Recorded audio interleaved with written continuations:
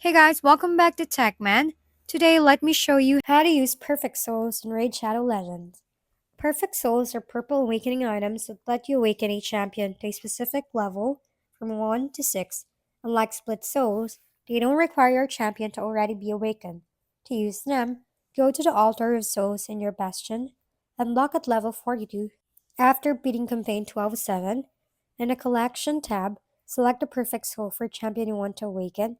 Make sure the champion meets the minimum ascension requirement, usually 3-star session, and tap Awaken to confirm. The champion gains awakening stars and unlocks the blessings system. You can then assign a blessing in the champion's profile. Some strong blessings include Polymorph, Lightning Cage, Brimstone, and Soul Reap, depending on your champion's rule.